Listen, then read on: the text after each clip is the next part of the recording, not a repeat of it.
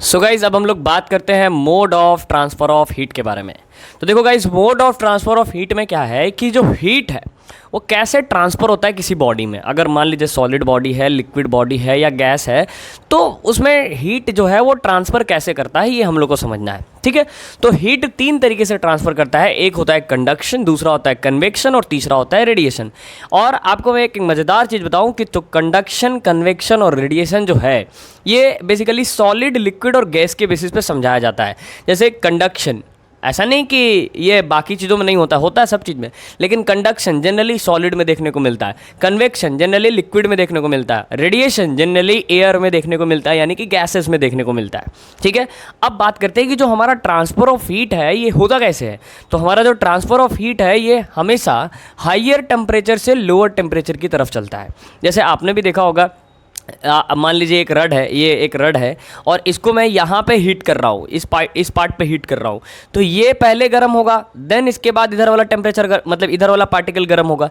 Means पहले यहाँ higher temperature बनेगा तब ये लोअर टेम्परेचर की तरफ जाएगा। तो इसीलिए हीट हमेशा कैसे ट्रेवल करता है, हायर टेम्परेचर से लोअर टेम्परेचर। हमेशा याद रखेंगे, बहुत बच्चा लोग लिख देता है लोअर टेम्परेचर से हायर, लेकिन नहीं, हीट हमेशा ट्रेवल करेगा किधर से किधर, हायर टेम्परेचर से लोअर टेम्परेचर। और हीट कितने तरीके से ट्रेवल करता है, तीन तरीके से। ठीक, कितने तरीके से ट्रांसफर होता है, तीन तरीके से, कंडक्शन, कन्वेक्शन और रेडिएशन। ठीक है, ओके, कोई प्रॉब्लम नहीं। अब बात करते हैं किसके ऊपर, कंडक्शन के ऊपर, कि कंडक्शन क्या है।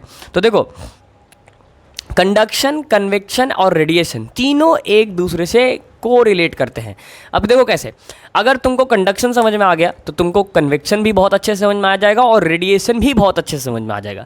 तो पूरी फोकस किस पे रखना है, कंडक्शन पे रखना है। अब सर ये जो कंडक्शन है, इस कंडक्शन में होता क्या है, कैसे होता है। तो देखो, it's a process of transfer of heat from higher temperature to lower temperature without bodily movement.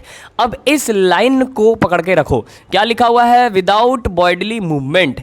इसका मतलब क्या होता है, विदाउट बॉडीली मूवमेंट का मतलब क्या होता है। इसका मतलब ये होता है कि इसमें हायर टेम्परेचर से लोअर टेम्परेचर तो जाता है, लेकिन इसमें बॉडीली मूवमेंट नहीं होता है, मीन्स पार्टिकल का मूवमेंट नहीं होता है। अब जैसे देखो, आप में से बहुत सारे बच्चे ऐसा सोचते हैं कि अगर मान लो मैं इसको एक रड मान लूँ, ठीक है, आप समझिए कि एक रड है, मेटल का रड है, और इसको हम यहाँ पे हीट कर रहे हैं। ठीक है, तो अगर हम इसको हीट कर रहे हैं तो पहले ये पार्ट हीट होगा, फिर आगे हीट होगा।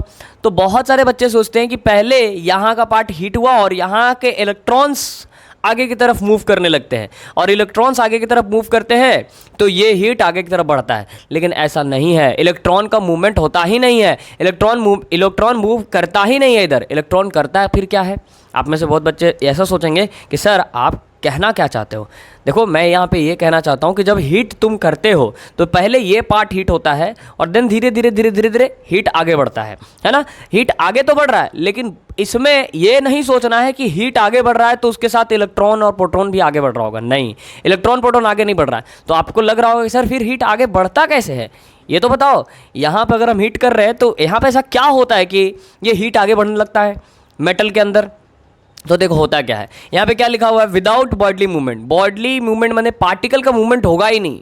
ठीक है, कंडक्शन में पार्टिकल का मूवमेंट होता ही नहीं है। तो होता क्या है सर, तो देखो, जैसे ही तुमने इसको हीट किया, अब यहाँ पे जो भी इलेक्ट्रॉन्स वगैरह होंगे सब एकदम बढ़िया से बैठे होंगे, कोई मतलब नहीं, क्योंकि इसको कोई हीट उट अभी नहीं मिल रहा है, ये लोग अपना जिंदगी मस्त जी रहा है। ठीक है, जैसे ही तुमने इसको हीट किया, इसके अंदर जो इलेक्ट्रॉन्स थे उसके अंदर आने लगा हीट एनर्जी, और हीट एनर्जी आने से क्या होगा, उसके अंदर का काइनेटिक एनर्जी बढ़ेगा। शुरू में ही बताया था मैंने, क्या बढ़ेगा, काइनेटिक एनर्जी। अब जब काइनेटिक एनर्जी बढ़ेगा तो इलेक्ट्रॉन जो है, अब ये इलेक्ट्रॉन मेटल में है मतलब एटम में ये बंधा हुआ है, तो इलेक्ट्रॉन क्या करेगा, अपने ही एटम में ऊपर नीचे करने लगेगा, मीन्स वाइब्रेशन मोशन करने लगेगा। और इलेक्ट्रॉन अपने पोजीशन को चेंज नहीं करेगा। ऐसा नहीं कि इलेक्ट्रॉन इधर भागने लगेगा, हीट इधर बढ़ रहा है तो इलेक्ट्रॉन भागने लगा, नहीं, इलेक्ट्रॉन भागेगा नहीं, इलेक्ट्रॉन यहीं पे वाइब्रेशनली मोशन करने लगेगा। और इसका जैसे जैसे हीट बढ़ेगा इसके अंदर वाइब्रेशन बढ़ने लगेगा, और ये वाइब्रेशन इधर इसके बगल वाले जो इलेक्ट्रॉन रहेंगे उसको वाइब्रेशन देगा, उसके बगल वाले इलेक्ट्रॉन रहेंगे उसको वाइब्रेशन देगा, और वेव के फॉर्म में हीट का ट्रांसफर होने लगेगा। ठीक है, तो यहाँ पे कंडक्शन में क्या होता है, इलेक्ट्रॉन मूव नहीं करता है, इलेक्ट्रॉन वाइब्रेट करता है। याद रखना, इलेक्ट्रॉन अपने ही पोजीशन पे क्या करता है, वाइब्रेट करता है, और उससे बगल में जो उसके इलेक्ट्रॉन है वो वाइब्रेट करने लगते हैं, फिर उसके बगल में इलेक्ट्रॉन है वो वाइब्रेट करने लगते हैं, और जहाँ ज़्यादा हीट होता है वहाँ ज़्यादा इलेक्ट्रॉन का वाइब्रेशन होता है।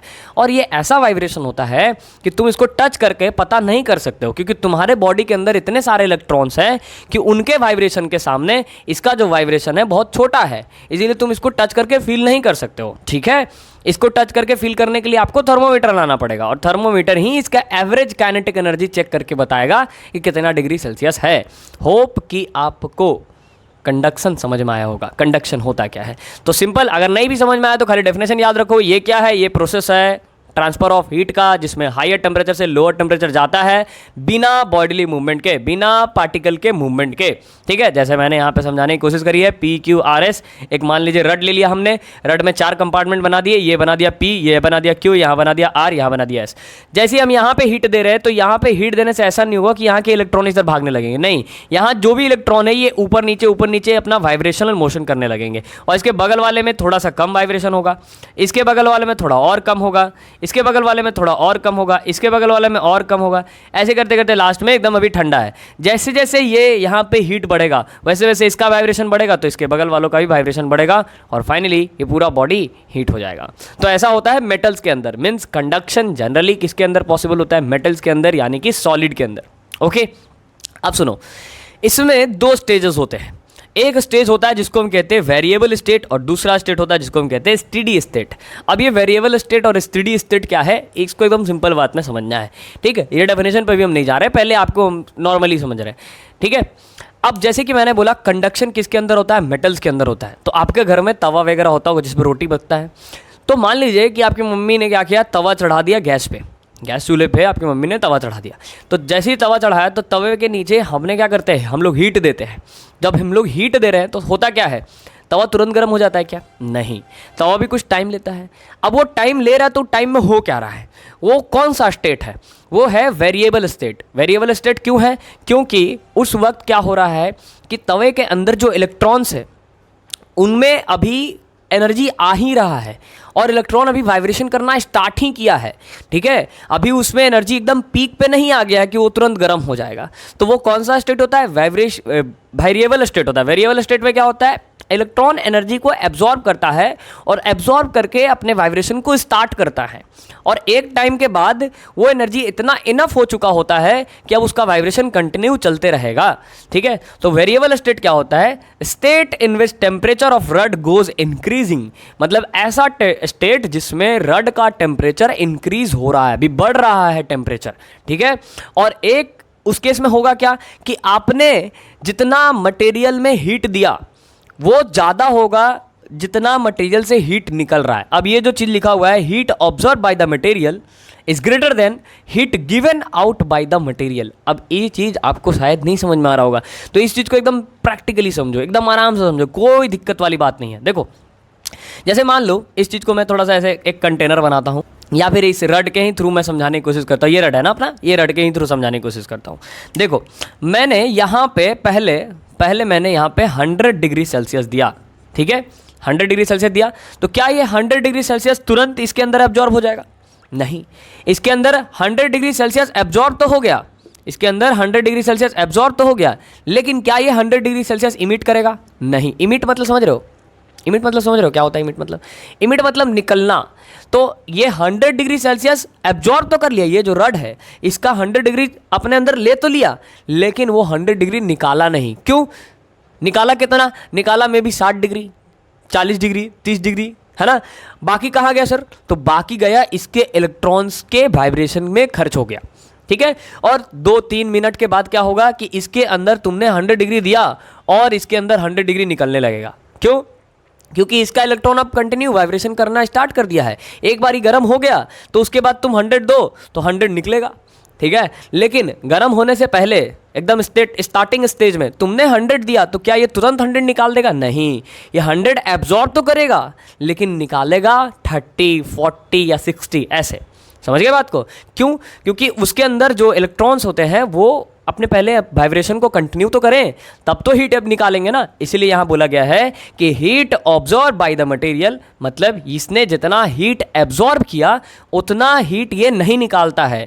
Heat given out by the material means यहाँ लिखा क्या गया है कि जो हीट ये निकालता है उससे ज़्यादा है जितना ये हीट एब्जॉर्ब करता है। ठीक है, मीन्स जितना यहाँ से हीट निकल रहा है उससे ज़्यादा ये एब्जॉर्ब कर रहा है। और ऐसा कब होगा? वेरिएबल स्टेट में। वेरिएबल स्टेट कब आता है? स्टार्टिंग स्टेट में, ठीक है, इनिशियली।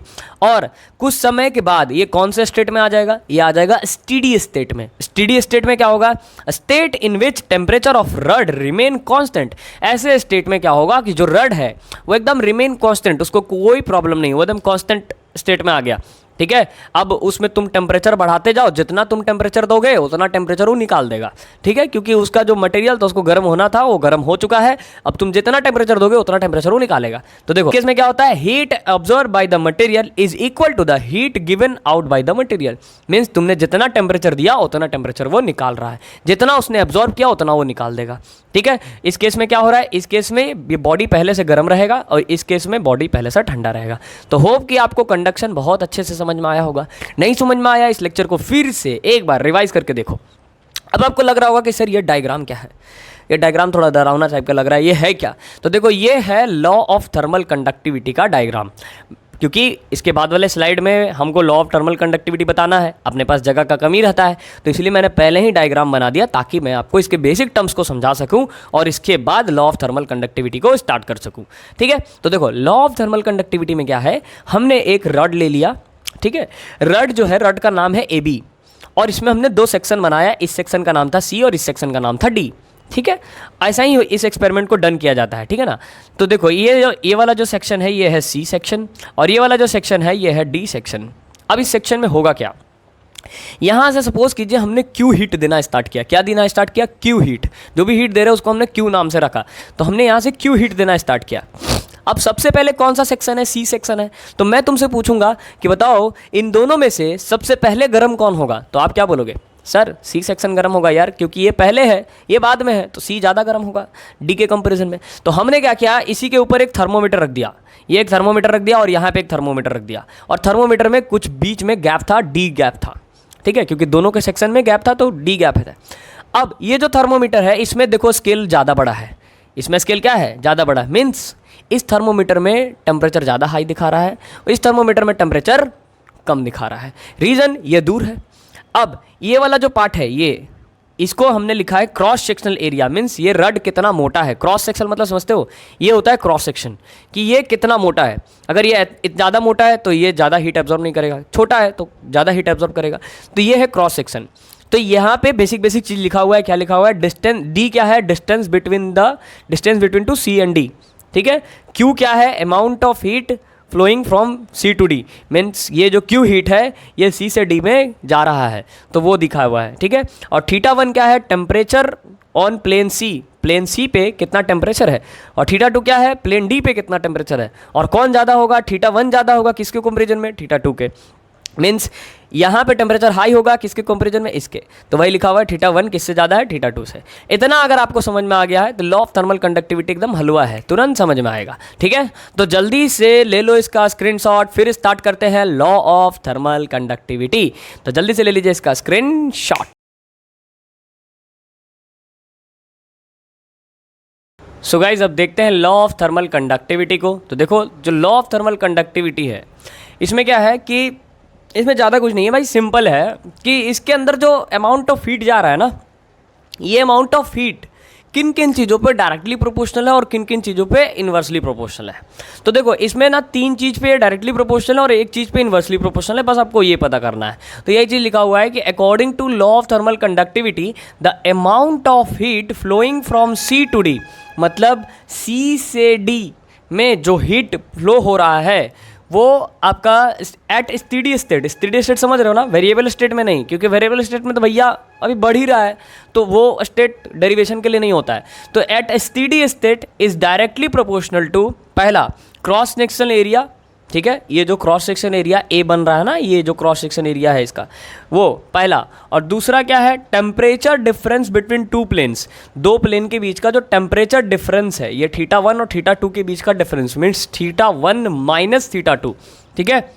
और तीसरा time t for which heat flow, देखो टिम लिख दिया मैंने, ये टाइम होगा, time t for which heat flow, मतलब कितने टाइम तक तुमने इस रड के अंदर हीट फ्लो कराया। अब तुम सोचोगे सर टाइम पे कैसे डिपेंड करता है, तो सोचो अगर तुमने इसमें 1 ही मिनट हीट फ्लो कराया तो इसके अंदर बहुत कम हीट हुआ होगा, लेकिन अगर तुम इसमें आधे घंटे से हीट फ्लो करा ही रहे हो तो ये काफ़ी ज़्यादा हीट हो गया होगा, इसीलिए टाइम डिपेंडेंसी है। और इन सब पे ये डायरेक्टली प्रोपोर्शनल है, ये तीनों पे 1 2 3 तीनों पे डायरेक्टली प्रोपोर्शनल है। पहला कौन सा है, क्रॉस सेक्शनल एरिया, दूसरा कौन सा है, टेम्परेचर डिफरेंस, और तीसरा कौन सा है, टाइम। और इन्वर्सली प्रोपोर्शनल किसके है, इन्वर्सली प्रोपोर्शनल है इसके डिस्टेंस पे। ये जो दो प्लेन्स है ना, इन दो प्लेन के बीच का डिस्टेंस, क्योंकि डिस्टेंस बढ़ा देंगे तो टेम्परेचर घट जाएगा, है ना, तो इन्वर्सली प्रोपोर्शनल डिस्टेंस पे है। तो अब इस चीज़ को हम लोग मिला करके लिखते हैं, क्या है भाई, the amount of heat means Q. Q जो है वो डायरेक्टली प्रोपोर्शनल किस पे है, पहला है क्रॉस सेक्शन एरिया तो मैंने लिख दिया ए, दूसरा है क्या, टेम्परेचर डिफरेंस तो मैंने लिख दिया θ1 माइनस θ2, ठीक है, और तीसरा क्या है भाई, तीसरा है टाइम, तो टाइम मैंने यहाँ लिख दिया बगल में। और ये सब के सब डायरेक्टली से, ठीक है, एरिया भी डायरेक्टली था, θ1 माइनस θ2 भी डायरेक्टली था, और टी भी। अब चाहो तो मैं इस चीज़ को और तोड़ के बना देता हूँ आप लोग के लिए। देखो ये जो बोल रहा है इसमें अमाउंट ऑफ हीट माने कि क्यू जो है वो डायरेक्टली प्रोपोर्शनल है पहले एरिया पे, तो मैंने पहले एरिया लिख दिया, इसको इक्वेशन 1 बना दिया। फिर क्यू जो है वो डायरेक्टली प्रोपोर्शनल है θ1 माइनस θ2 यानी कि टेम्परेचर के डिफरेंस पे, देखो टेम्परेचर के डिफरेंस पे, तो इसको मैंने इक्वेशन 2 बना दिया। और फिर जो क्यू है वो डायरेक्टली प्रोपोर्शनल किसके है, टाइम पे, तो मैंने टी रख दिया, इसको मैंने बना दिया इक्वेशन 3। इन्वर्सली प्रोपोर्शनल किस पे है, डी पे, तो इन्वर्सली प्रोपोर्शनल है मीन्स ये आ जाएगा ऐसे साइन 1/d, ठीक है, इसको बना दिया मैंने इक्वेशन 4, ठीक। अब इसके बाद क्या करना है, फ्रॉम इक्वेशन 1, 2, 3 एंड क्या कर लेना है 4, इन सारे इक्वेशंस को एक साथ मिला देना है। जैसे तुम सारे इक्वेशन को मिलाओगे तो डायरेक्टली प्रोपोर्शनल वाले सारे के सारे ऊपर रह जाएंगे और इन्वर्सली प्रोपोर्शनल वाला नीचे आ जाएगा। तो कुछ इस तरीके का होगा, देखो ये जो क्यू है ये किसके डायरेक्टली प्रोपोर्शनल है, डायरेक्टली प्रोपोर्शनल वाला सबका सब ऊपर, तो ए था पहले, फिर था θ1 माइनस θ2, देखो ए पहले था, फिर θ1 माइनस θ2 डायरेक्टली प्रोपोर्शनल में, इनटू टी था तो यह टी चला गया, और इन्वर्सली प्रोपोर्शनल में कौन है, डी है, तो इन्वर्सली प्रोपोर्शनल में डी क्या आ जाएगा, इसके डिवाइड में आ जाएगा। अब आप सबको पता है फिजिक्स में एक पाप है, जब भी प्रोपोर्शनलिटी हटाते हैं तो एक कांस्टेंट आता है, तो भैया वो कांस्टेंट क्या होगा, तो देखो यहाँ जो क्यू है वो कांस्टेंट जैसे हटाए इसके सामने आ गया के क्या है, के इज़ वॉट, के कांस्टेंट है, तो यहाँ पे आ गया के। अब ये पूरा वैल्यू जो था वो क्या था, A θ1 minus θ2 into T divided by D, ये चीज़ था। अब ये जो k है एक k कांस्टेंट है, तो इस k को कहते क्या है, इसी k को कहते हैं कोफिशिएंट ऑफ थर्मल कंडक्टिविटी, इसी को हम क्या कहते हैं, कोफिशिएंट ऑफ थर्मल कंडक्टिविटी, ठीक है। अब इसमें क्या होता है कि अगर मान लो ये है अपना फार्मूला, अब ये जो कोफिशिएंट ऑफ थर्मल कंडक्टिविटी है ये जनरली 1 होता है, ठीक है, तो ऐसा यूनिट के टर्म में ये 1 हो जाता है। तो इस चीज़ को हम ऐसा लिख सकते हैं कि इन ऐसा यूनिट ये जो k का वैल्यू है सर वो कितना हो जाएगा, 1 हो जाएगा। और अगर k का वैल्यू 1 हो जाएगा तो हमारा जो q का फार्मूला आएगा सर वो कितना आएगा, देखिए ध्यान से, q का फार्मूला आएगा a into θ1 minus θ2 into T divided by D, ठीक है, ये आएगा अपने पास क्यू का फार्मूला, कोई प्रॉब्लम नहीं। तो ये हो गया आपका कि अमाउंट ऑफ हीट सी से डी में क्या जाता है, और इसी को हम कहते हैं लॉ ऑफ थर्मल कंडक्टिविटी। अब इसमें अगर मान लो एरिया तुमने यूनिटी ले लिया, इन दोनों का टेम्परेचर डिफरेंस भी 1 आ रहा है, एरिया भी 1 है और टाइम भी 1 है, ठीक है, और जो डी है वो भी 1 है, तो ये जो क्यू होगा वो किसके बराबर हो जाएगा, कोफिशिएंट ऑफ थर्मल कंडक्टिविटी के बराबर आ जाएगा। तो ये नोट्स में चीज़ लिखा हुआ है, ये चीज़ समझने की बात है यार, कि इसमें सबको 1 कर दिया, एरिया को भी 1 कर दिया, θ1 माइनस θ2 को भी 1 कर दिया, टेम्परेचर को भी 1 कर दिया, डी को भी 1 कर दिया, तो क्यू जो है किसके बराबर आ जाएगा, के बराबर आ जाएगा। ये खुद की समझने की बात है, नोट्स में लिखा हुआ है, ठीक।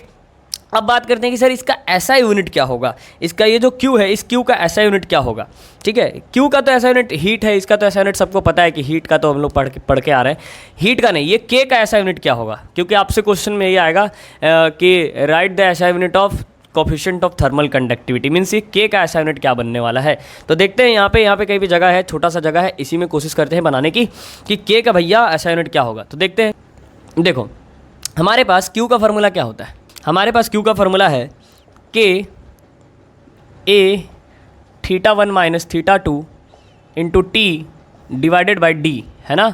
हमको के निकालना है तो सबको उधर फेंक दो, मीन्स अगर आपको के निकालना है तो मैंने के को इधर ही रख दिया, देखो के को मैंने इधर ही रख दिया, और इधर ये जो डी था इसको इधर फेंका, तो जब डी को इधर फेंका तो ये बन गया क्यू इंटू डी। अच्छा, एरिया जो था ये नीचे आ जाएगा और ऊपर का जितना चीज़ था सब नीचे आ जाएगा, θ1 माइनस θ2 भी नीचे आ गया और टी भी नीचे आ गया। अब इसमें से सब का यूनिट तुम्हें पता है, सब का यूनिट रख दो, जैसे के है। अब इसमें से सब का यूनिट तुमको पता होगा, जैसे बताओ मेरे को कि आपको क्यू का यूनिट पता होगा, शुरू में ही मैंने पढ़ाया था क्यू का यूनिट क्या होता है, कैलोरी, है ना, कैलोरी, किलो कैलोरी। तो यहाँ पे मैंने के का यूनिट रख दिया कैलोरी, ठीक है। डी यानी कि मीटर, डी यानी कि डिस्टेंस है, डिस्टेंस किस में होता है, मीटर में होता है। एरिया किस में होता है, मीटर स्क्वायर में होता है, यूनिट एंड मेजरमेंट वाला चैप्टर पढ़ा है ना। तो एरिया किस में है, मीटर स्क्वायर में। θ1 माइनस θ2, θ1 माइनस θ2 क्या है, टेम्परेचर। अब तुम खुद से सोचो, 30 डिग्री में से 25 डिग्री को घटा देंगे तो कितना डिग्री बचेगा, 5 डिग्री बचा, क्या डिग्री ही तो बचा ना। तो मतलब टेम्परेचर में से टेम्परेचर को घटाओ तो टेम्परेचर ही आता है भाई। तो यहाँ पे क्या आ जाएगा, डिग्री सेल्सियस, और टाइम के लिए क्या होता है, सेकेंड होता है। अब देखो ये मीटर किससे कट गया, इसके स्क्वायर से कट गया, तो के का यूनिट क्या आएगा, calorie by metre degree Celsius second, ठीक है। ये के का यूनिट बना। अब इसी चीज़ को आपको सीजीएस, एमकेएस और एसआई में लिखना है। तो देखो सीजीएस में जब तुम लिखोगे तो सब कुछ वही रहेगा, बस मीटर की जगह सेंटीमीटर लग जाएगा, ठीक है। और जब तुम एमकेएस में लिखोगे तो सब कुछ वही रहेगा, बस कैलोरी के जगह पे किलो कैलोरी लग जाएगा, है ना। और जब तुम इसको एसआई में लिखोगे, देखो इसका एसआई जो होता है, इसका एसआई यूनिट थोड़ा सा अलग होता है। जब तुम इसको एसआई में लिखोगे तो के का यूनिट हो जाएगा, ऊपर में हो जाएगा वाट, ठीक है, और नीचे ये जो डिग्री सेल्सियस है, यहाँ मीटर तो रहेगा एज इट इज, लेकिन यहाँ पे केल्विन हो जाएगा। तो एसआई में ये होगा। और बाकी इसी चीज़ को अगर थोड़ा सा जगह बचा है, इधर जगह बचा है ना, ऐसा ही मैंने लिख दिया, इधर जगह बचा है, मैं इसको सीजीएस में भी लिख देता हूँ, नहीं तो फिर तुम लोग बोलोगे सर फांकी मार रहे हैं। देखो भैया सीजीएस यूनिट में क्या होता है, सीजीएस यूनिट में के एज इट इज़ ये बन गया कैलोरी, और ये मीटर के जगह पे क्या हो जाएगा भैया, सेंटीमीटर हो जाएगा, क्योंकि सीजीएस है। तुम लोग सब कोई पढ़ के आया है यूनिट एंड मेजरमेंट में, नहीं पढ़ा है तो जाके पढ़ लेना, बहुत दिक्कत होगा फिर। ये हो गया सीजीएस में, है ना। अब इसी चीज़ को एमकेएस में लिख देते हैं। एमकेएस में क्या हो जाएगा, ये के इज इक्वल टू कैलोरी की जगह हो जाएगा किलो कैलोरी, और सेंटीमीटर की जगह हो जाएगा metre degree Celsius into second, ठीक है। तो ये हो गया एमकेएस, ये हो गया सीजीएस, ये हो गया एसआई, और यही आपसे पूछता है कोफिशिएंट ऑफ थर्मल कंडक्टिविटी का यूनिट। तो याद करने की चीज़ नहीं है, ये बनाने की चीज़ है, रटना नहीं है, समझना है, ठीक है। तो होप गाइस कि आपको लॉ ऑफ थर्मल कंडक्टिविटी समझ में आया होगा। कुछ नहीं है यार, इस लॉ को बस खाली याद कर लो, कौन कौन डायरेक्टली प्रोपोर्शनल है, कौन कौन इन्वर्सली प्रोपोर्शनल है, और सबको मिला दो। मिलाने के बाद एक पाप आएगा जिसको हम लोग कहते हैं के, जिसको कहते हैं कोफिशिएंट ऑफ थर्मल कंडक्टिविटी, और उसी के का यूनिट निकालना होता है, और तो कुछ करना नहीं होता है ना। अब इसी में एक चीज़ और आता है जिसको हम लोग कहते हैं टेम्परेचर ग्रेडियंट। क्या कहते हैं, टेम्परेचर ग्रेडियंट। अब ये टेम्परेचर ग्रेडियंट क्या है, थोड़ा सा समझ लो। तुमको देख रहा होगा यहाँ पे एक चीज़ है, θ1 माइनस θ2 डिवाइडेड बाई डी। ये जो चीज़ तुम्हें दिख रहा है, इसी चीज़ को हम क्या कहते हैं, टेम्परेचर ग्रेडियंट कहते हैं, है ना। इसको डिफाइन कैसे करा जाता है, इसको डिफाइन ऐसे करा जाता है कि change in temperature per unit length is called temperature gradient, कि टेम्परेचर में कितना बदलाव आया एक यूनिट लेंथ में, ठीक है। तो यही चीज़ है कि change in temperature per unit length is called temperature gradient. तो कभी कभी आपसे टेम्परेचर ग्रेडियंट भी पूछ देता है, नोट्स में आप देखना, नोट्स में टेम्परेचर ग्रेडियंट लिखा हुआ है। तो डेफिनेशन फिर से मैं बोल दे रहा हूँ, क्या कि टेम्परेचर में कितना बदलाव हुआ एक यूनिट डिस्टेंस में, है ना। Change in temperature per unit distance is called temperature gradient. अब एक बच्चा है बोला सर टेम्परेचर ग्रेडियंट का ऐसा यूनिट क्या होगा, तो भाई देखो टेम्परेचर को तुम इसका ऊपर के लिए क्या हो जाएगा, ऊपर के लिए हो जाएगा इसका डिग्री सेल्सियस, और डी के लिए क्या हो जाएगा मीटर। तो इसका ऐसा यूनिट क्या बन जाएगा, डिग्री ऐसा है नहीं, यूनिट बनेगा डिग्री सेल्सियस बाई मीटर, और अगर इसको देखें तो इसका ऐसा ही बनेगा डिग्री केल्विन बाई मीटर, क्योंकि ऐसा ही में तो केल्विन हो जाएगा ना। तो ये सारा चीज़ नोट्स में है, बस मेरे को बताना था, ठीक है। टेम्परेचर ग्रेडियंट क्या होता है, क्लियर है। इसके बाद हम लोग देखते हैं कि भैया जो हमारा ये जो कंडक्शन है, ये कंडक्शन गुड कंडक्शन कैसे हो सकता है, बैड कंडक्शन कैसे हो सकता है, और उसका एप्लीकेशन देखते हैं, फिर कन्वेक्शन और रेडिएशन देखते हैं, ठीक है। तो इसके बाद वाले स्लाइड में हम लोग कंडक्शन का एप्लीकेशन देखेंगे और उसका गुड कंडक्टर और बैड कंडक्टर को भी समझेंगे। तो चलिए मूव करते हैं इसके नेक्स्ट स्लाइड पे।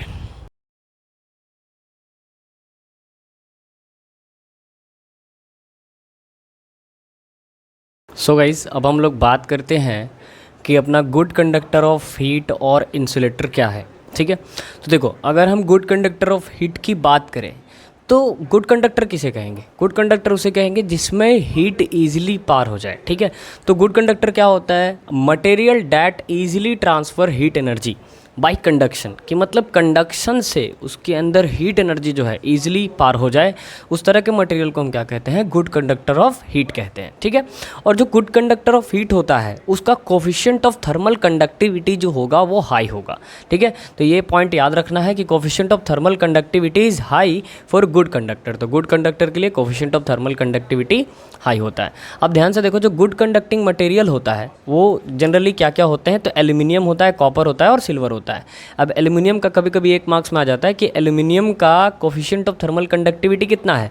तो एल्यूमिनियम का कोफिशिएंट ऑफ थर्मल कंडक्टिविटी 235 और कॉपर का 401, और सबसे ज़्यादा किसका होगा? सिल्वर का होगा। मन से सबसे ज़्यादा हीट को ट्रांसफ़र कौन कराता है? सिल्वर कराता है, ठीक है। फिर उसके बाद कौन कराता है? कॉपर कराता है, और उसके बाद कौन कराता है? एल्यूमिनियम कराता है। तो सबसे बेस्ट कंडक्टर ऑफ हीट कौन है? सबसे बेस्ट कंडक्टर ऑफ हीट कौन है? सिल्वर है, और सिल्वर का कोफिशिएंट ऑफ थर्मल कंडक्टिविटी भी बहुत ज़्यादा होता है, ओके।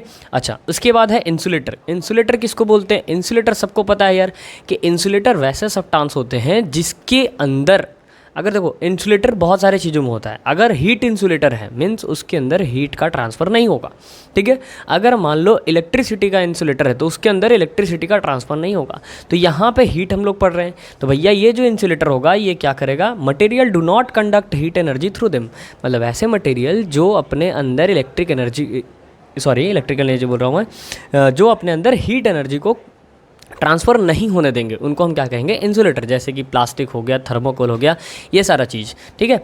अब देखो इंसुलेटर में एक चीज़ समझने का है, इंसुलेटर में क्या होता है कि जो उसका थर्मल रेसिस्टेंस होता है वो थर्मल कंडक्टिविटी के इन्वर्सली प्रोपोर्शनल होता है।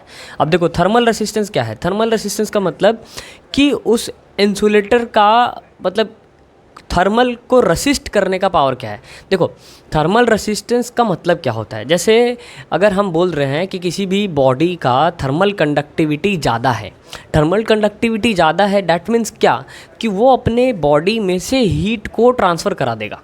लेकिन अगर हम बोल रहे हैं कि किसी बॉडी में थर्मल रेसिस्टेंस ज़्यादा है, तो थर्मल रेसिस्टेंस ज़्यादा है मतलब उसको तुम कितना भी हीट देते जाओ वो हीट को एब्जॉर्ब करेगा, हीट को ट्रांसफ़र नहीं करेगा। क्यों? क्योंकि उसका थर्मल रेसिस्टेंस मतलब होता है सहन शक्ति, ठीक है, क्षमता। तो अब वो उसका थर्मल रेसिस्टेंस ज़्यादा है मीन्स वो हीट को एब्जॉर्ब करेगा, हीट को ट्रांसफ़र नहीं कराएगा। तो जो इंसुलेटर्स होते हैं उनके अंदर क्या प्रॉपर्टी होता है कि उनका थर्मल रेसिस्टेंस जो होता है वो हाई होता है, ठीक है। क्यों? क्योंकि ये क्या करते हैं? हीट को एब्जॉर्ब करते हैं, हीट को ट्रांसफ़र नहीं कराते हैं। तो ऑब्वियस सा बात है यार, जो हीट को एब्जॉर्ब करेगा उसका कंडक्टिविटी कहाँ से होगा, है ना? क्योंकि कंडक्टिविटी का मतलब होता है ट्रांसफ़र कराना और रेसिस्टेंस का मतलब होता है एब्जॉर्ब करना। तो इसके अंदर थर्मल रेसिस्टेंस हाई है लेकिन थर्मल कंडक्टिविटी क्या होगा? लो होगा। तो ये इन्वर्सली प्रोपोर्शनल होता है इंसुलेटर के अंदर। वही चीज़ यहाँ लिखा हुआ है कि bad conductor are very low value of K and high value of R, means इसका थर्मल रेसिस्टेंस ज़्यादा होगा और थर्मल कंडक्टिविटी कम होगा। होप गाइज कि आपको समझ में आ गया होगा। और इसका एग्जाम्पल देख लीजिए, अगर हम इंसुलेटिंग मटेरियल यानी कि इंसुलेटर का बात करें तो यहाँ पर आपको मिल जाएगा फाइबर ग्लास, रॉक वुल और ड्राई एयर। इन सब का देखो वैल्यू ऑफ के कितना कम है, 0.048, 0.043, 0.026, सबसे कम होता है ड्राई एयर, सूखा हुआ हवा का, ठीक है। तो ये चीज़ आपको याद रखना है। अब हम लोग बात करते हैं एप्लीकेशन ऑफ कंडक्शन पे। एप्लीकेशन ऑफ कंडक्शन का मतलब कि जो भी आपने अभी तक कंडक्शन पढ़ा, इस कंडक्शन का आपके रियल लाइफ में क्या एप्लीकेशन है, क्या यूज़ है। तो देखो कंडक्शन में हमने दो चीज़ों को देखा, एक था गुड कंडक्टर और एक था बैड कंडक्टर। तो भैया गुड कंडक्टर का भी अपना यूज़ होगा और बैड कंडक्टर का भी अपना यूज़ होगा। तो गुड कंडक्टर की यूज़ की बात करें तो इसका यूज़ होता है हीट सिंक के अंदर। देखो use as heat sink in electronic circuit.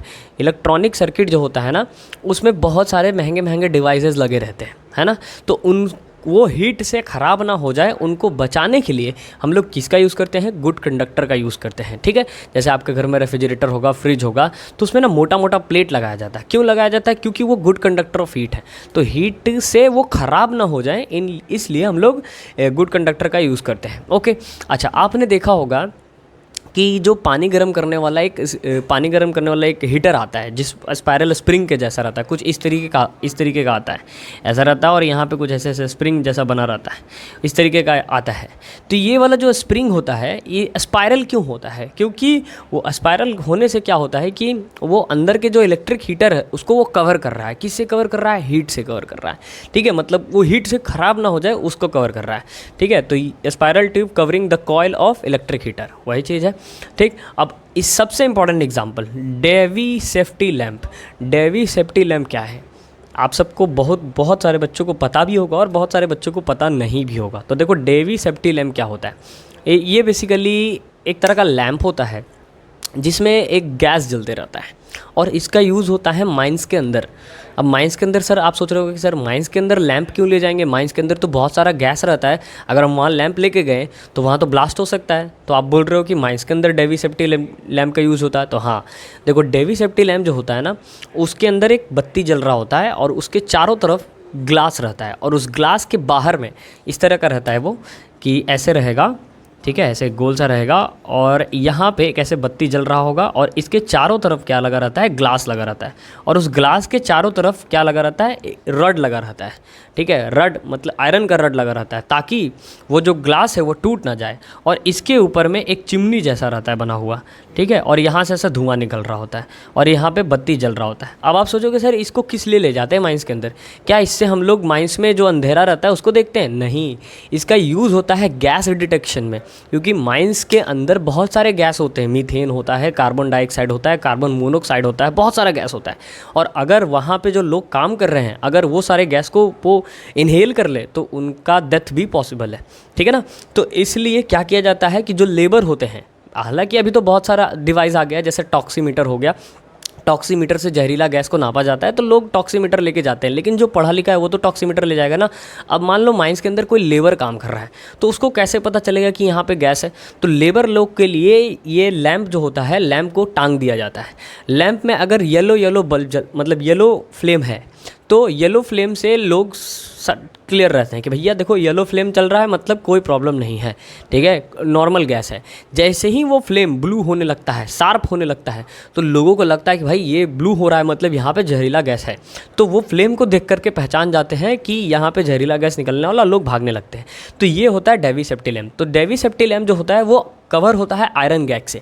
Iron gag मतलब मैंने वही बोला ना, रड से कवर होता है। क्यों कवर होता है रड से? क्योंकि अगर वो रड से कवर नहीं होगा तो उसके अंदर का जो ग्लास है वो हीट के वजह से टूट जाएगा, क्रैक कर जाएगा, और गलती से माइंस के अंदर अगर एक चिंगारी भी मिल गया और वहाँ गैस मौजूद है तो वहाँ आग लग सकता है, ठीक है। और आग लगने के बाद पूरा माइंस ब्लास्ट हो सकता है। तो ऐसा किया जाता है कि वो जो ग्लास है उस ग्लास के चारों तरफ क्या लगाया जाता है? रड लगाया जाता है, ताकि वो जो रड है वो गुड कंडक्टर ऑफ हीट है, वो क्या करे? हीट को एब्जॉर्ब कर ले, ग्लास के हीट को एब्जॉर्ब कर ले, जिससे ग्लास बचा हुआ रहे, ठीक है। तो डेवी सेफ्टी लैंप में भी इसका यूज़ होता है। बहुत ज़्यादा देर ले लिए इस पर, लेकिन समझना ज़रूरी था। ये आपको नहीं भी पता होगा और पता भी होगा, तो चलो ठीक है। अब आगे बात करते हैं बैड कंडक्टर। बैड कंडक्टर का मतलब क्या होता है? भैया जो इलेक्ट्रिसिटी बार बार यार इलेक्ट्रिसिटी आ जा रहा है भैया, वो जो आपका किसको कंडक्ट ना कर पाए, हीट को कंडक्ट ना कर पाए, उसको हम क्या कहते हैं? बैड कंडक्टर कहते हैं। तो बैड कंडक्टर जैसे कि मैंने शुरू में ही बोला था, थर्मोकोल जो होता है वो हीट का बैड कंडक्टर होता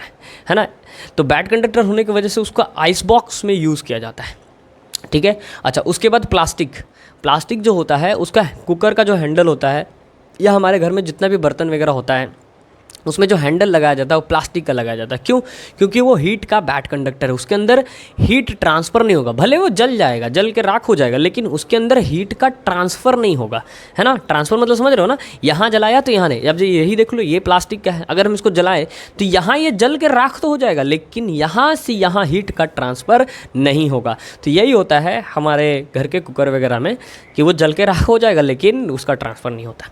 अच्छा, उसके बाद होता है थर्मोफ्लास्क देखो आप लोग, ये थर्मस तो देखे हो ना आप लोग, तो थर्मोफ्लास्क उसी को बोला जाता है। थर्मोफ्लास्क में क्या होता है? जो थर्मस होता है उसके बीच में क्या किया जाता है? देखो, थर्मस में पानी ठंडा क्यों रहता है, उसका पीछे का रीज़न है क्या है कि पानी में जैसे ऐसे, ये मान लेते हैं एक बोतल है, तो इस बोतल के अराउंड एक और ऐसे रीज़न लगा दिया जाता है, ठीक है। इसके अराउंड एक और रीज़न लगा दिया जाता है, ध्यान से समझना इस चीज़ों को।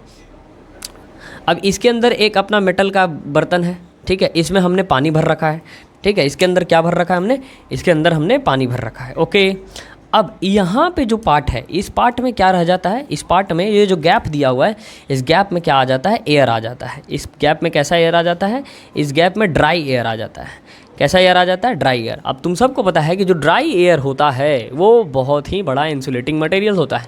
तो मतलब इसके ड्राई एयर के अंदर, ये ड्राई एयर का रीजन आने की वजह से इसके अंदर हीट का ट्रांसफ़र नहीं हो पाता और अंदर का पानी जो आपने ठंडा रखा है वो ठंडा का ठंडा ही रह जाता है। यही होता है थर्मोप्लास्ट के अंदर, ठीक है।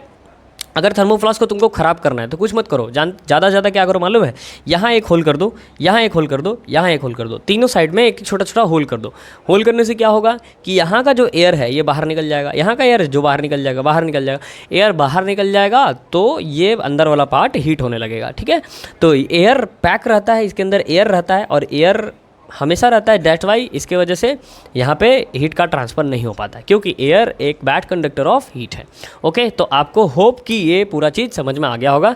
अब इसके बाद हम लोग मूव करते हैं किस पे, कन्वेक्शन पे, देन उसके बाद रेडिएशन पे, ठीक। फिर आगे की चीज़ों को देखेंगे। तो जल्दी से ले लीजिए इसका स्क्रीनशॉट, फिर आगे मूव करते हैं और देखते हैं कन्वेक्शन को।